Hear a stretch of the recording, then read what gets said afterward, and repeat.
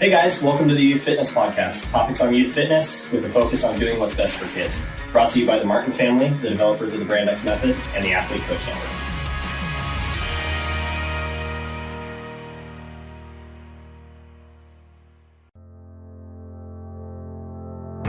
Youth need great coaches now more than ever.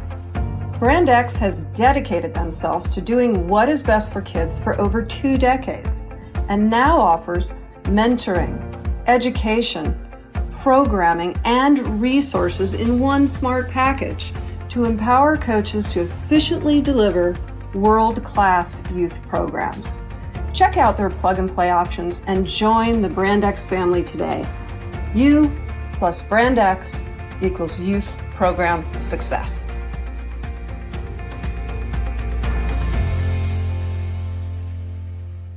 Welcome back, everybody, to another Youth Fitness Podcast. Today, we're going to be discussing growth spurts and how that relates to training children. So we've got a lot to discuss, but the first thing that we wanted to touch on is the emotional and social needs of children. And that's going to relate more to the younger age group.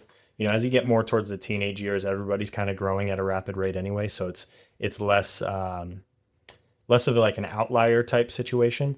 But we just wanted to touch on, how to address a child, let's say at an early bloomer, 12, 13 years old, goes through a massive growth spurt, and they're in the class then with people that look to be half their size.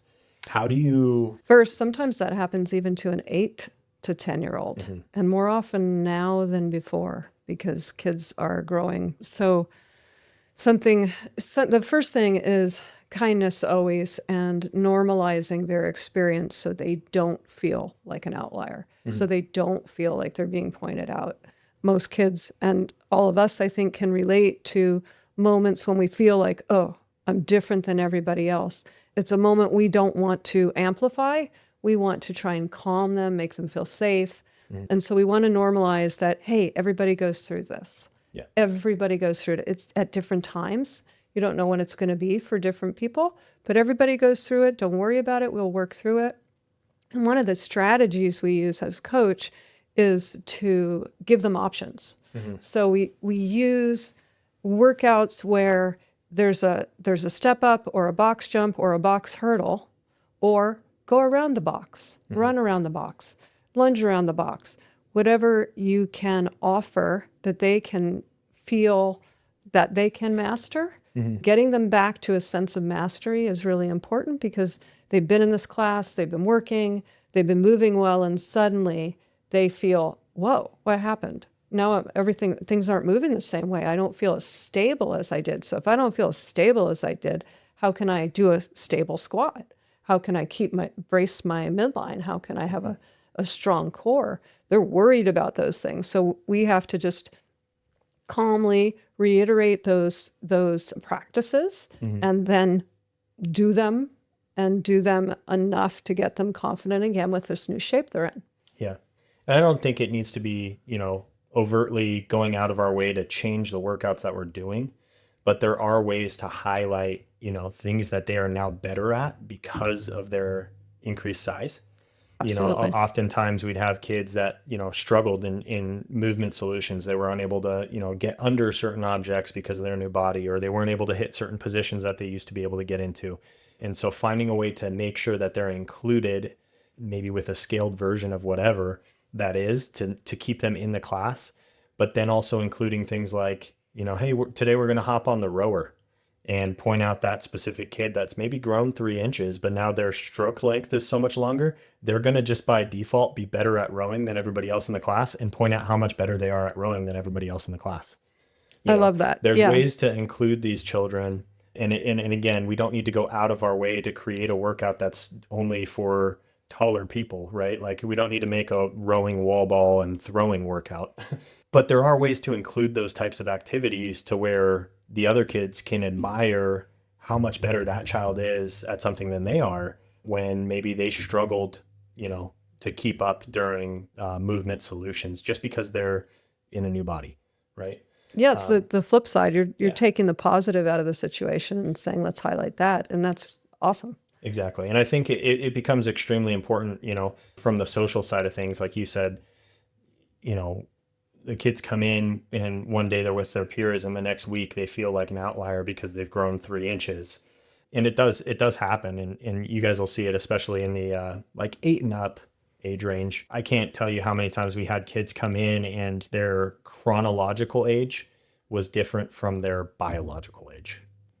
So yeah, we've had a few examples of that. Kids who were extremely tall, extremely early, or who were Not at all. not right pretty far behind in terms of like of the chart, the average chart for whatever that's worth. Yeah. So you'll have kids inside of your class, especially your teenage group on the younger side. You'll see these 13-year-olds that come in and they're 6'2", and then you'll have the other 13-year-old boy come in who's 4'10", right? And so it's how do I, make them feel included, both of them, in the same class. And again, not overtly go out of my way to highlight either one of them, but include them in the class, find ways that they can go over, under objects, around objects, to make sure that they maintain participation in the class. Yep. Options. And then also highlight their strengths to keep them interested, because you're going to have that chronological and biological difference, right? Absolutely. Yeah. So also we look at one way to address the whole growth spurt situation as positions, right? Mm-hmm. And you were mentioning, we had a little discussion sideline before we started this, and I was saying, what do you mean by spend time in new positions? Mm-hmm. And you said it's because it's a new body, right? Because right. so you have kids, and maybe you've had them inside of your program for 5+ years. You've spent a large amount of time with them, ideally, right, from 3 years old. You've been working with this child, and you've spent time doing things like block squat, strong tree, footprint in the sand. You've got all these movement patterns developed and built up inside of this child, this athlete, and then all of a sudden they're different. Their body changes, and so all of those positions become new again. Now, luckily, in our sideline conversation that we were having, luckily with those kids that have been in your program for a large amount of time, you're going to see them recover from that at a much faster rate than newer children inside of your program. For example, we had, kids inside of our program for 7-8 years, had those movement patterns developed, had those movement skills in place, and then went through massive growth spurts, 5-6 inches inside of a year. All of a sudden, they're in new positions, but because they were so familiar with those movement skills, they were able to layer them in and practice them with their new body. They picked things up again very, very quickly. And at the same time, we had kids that, had been in our program for 6 months or less go through those same rapid growth spurts. And it took them 1.5 years, 2 years to get to the point to where they were previously. So those children that you've been working with for a large amount of time, they have those neural pathways, right? That's why we say repetition is key. They have those neural pathways developed. It's just applying that now to their new body and understanding kind of proprioception, body awareness, where they're at. But I want to touch on specifically spending time in those new positions, right? Because along with the long bone growth, what else happens? They go through these periods of long bone growth, but what's happening to the musculature around those bones?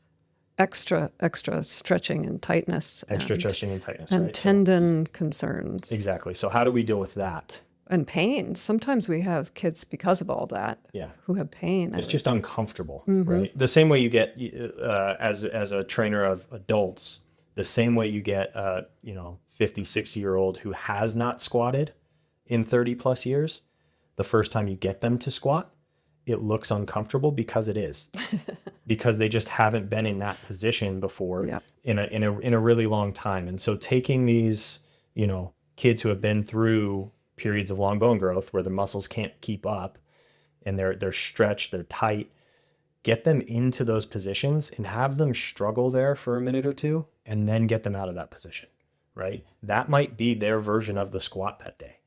So, hey, everybody, we're going to do, make your way through this little obstacle course over here. You're going to do 10 squats. And then we pull that child off to the side. Hey, during this portion, when you're over here doing your squats, I want you to grab onto this beam, this upright, and let's just have you sit in the bottom of the squat. and let's stay there for a minute, and then you keep going. I've found too that you can alternate the stable, I'm holding the position squat with a really active bottom of the squat. Yeah. Especially in those times where it's uncomfortable for whatever reason.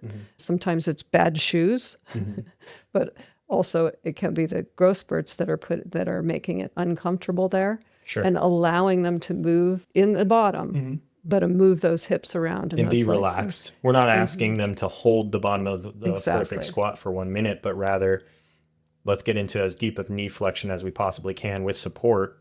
And let's just spend time opening up our hips, making sure that we understand where our knees are, right? Developing the strength in our glutes to externally rotate the femurs. All of those things are great. And so spending time in those new positions becomes critical. And one of my favorite quotes that I've said for the past, I don't know, maybe 10 years now is new range of motion is weak range of motion. And so if we don't spend time in deep knee bends, in deep hinges, we're going to lose those things. And so I think it's really critical, especially when kids go through these growth spurts, that we put them in those positions and we just have them struggle there for a minute or two. It's going to be uncomfortable, right? It's going to be uncomfortable. They're not going to want to do it, but hey, let's just hit the bottom of the squat and let's bounce around for a minute. Let's stay there, and then we'll stand up and we'll move to the next position or to the next thing. The next thing that we wanted to talk about was core strength and developing core strength for these kids. One of the primary things that we try and focus on when it comes to developing strength for our older athletes is the core, right? Making sure that they have a solid brace position, that they understand how to breathe, and making them truly strong around the trunk, because we believe that if you're strong here, it's going to extend outward to your extremities. And I can't think of a thing that having a strong core doesn't apply to. Exactly. Yeah, exactly. And so when we talk about core strength, I think a common misconception in the fitness industry is, okay, we need to do some abdominal flexion movements, right? We need to load those movements. So things like weighted sit-ups, leg raises, toes to bar, knees to elbows, crunches, sit-ups, right? Like we think of those as classic core strength exercises, but that's not what we're talking about. We want exercises that are going to build proprioception, build body awareness, particularly with these kids that have just gone through massive periods of growth, right? So we're talking about anti-rotation and rotation. Life in 360. Life in 360, right? Because it happens all around us, not just in a single plane, the up-down plane, as I like to call it. So when it comes to rotation, anti-rotation, is there anything specifically that you like to program for your age range? Absolutely. Cross-body pass-throughs. And I start that with either a marker, and then we progress to dumbbells, or a tennis ball, and we can progress it from there as well. And that's just holding a plank, having the dumbbell on one side, passing it to the opposite side. Right. And the key for rotation or anti-rotation would be to either have the hips maintain parallel to the ground or to allow them to move. We start to progress, right, to more of the loaded type movements. We see things like we'll do banded wood choppers, pal-off presses. We'll do things like farmer's carries, waiter's carries, med ball throws from side to side. So that way we're increasing the proprioception, but we're also building the core from more than one direction. And that's not to include any of the back core exercises that we include, all the hinging and things of that nature. But it's just really important to touch on that if you have these kids inside of your program that have gone through periods of long bone growth, we're spending time in new positions, but we're also addressing core strength. And if we do those two things effectively, and while we're layering in the movement skills and the movement patterns, they're going to be just fine. And I think that's really how we've gone about it in the past. And we've had great success with that, is just making sure like there's a constant layering in, sprinkling in of movement patterns, movement skills. We've developed a strong core. Review and get back there again in the new body in the new position. Anti-rotation, rotation. And we've spent time in those uncomfortable positions. Do you have anything else to add? I just thought of a few more exercises that I like to use, and one of them is shuttle runs, because one of the things kids will do when they don't know how to turn or rotate is just run up and sort of bend over and touch the line, facing the line. But we can get them to turn and tap. They're doing some rotation there. Yeah. So that's an easy, because they love doing those. Yeah. So that's an easy just throw in for rotation practice. Cool. Hope you guys enjoyed this U18 Youth Fitness Podcast discussion on growth spurts.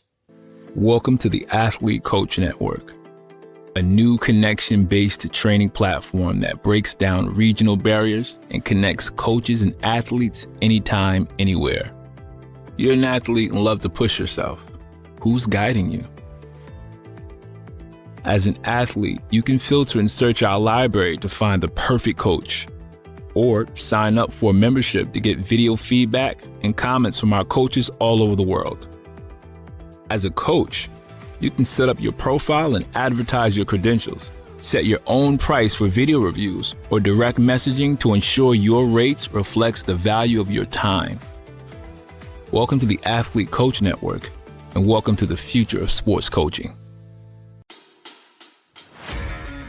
That was the Youth Fitness Podcast, topics on youth fitness with focus on doing what's best for kids.